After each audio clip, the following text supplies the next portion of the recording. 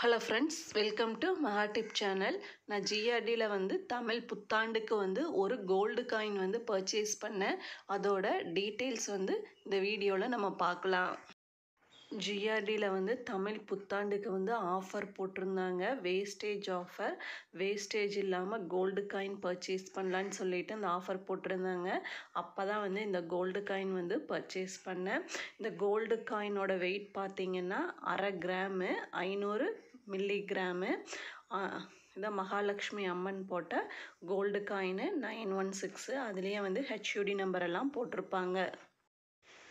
April 14 அன்னைக்கு வாங்கினது. அன்னைக்கு என்ன கோல்டு ரேட்டுன்னா 8755 ரூபா.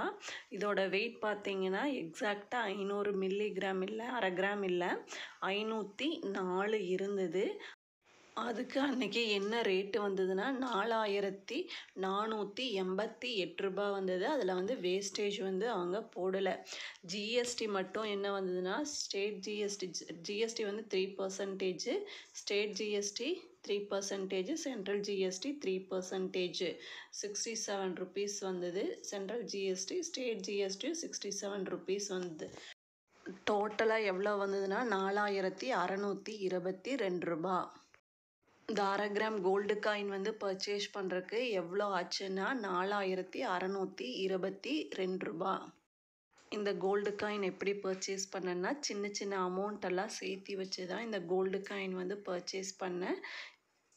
இந்த வீடியோ யூஸ்ஃபுல்லாக இருந்ததுன்னா சேனலை சப்ஸ்கிரைப் பண்ணுங்கள். தேங்க்ஸ் ஃபார் வாட்சிங்.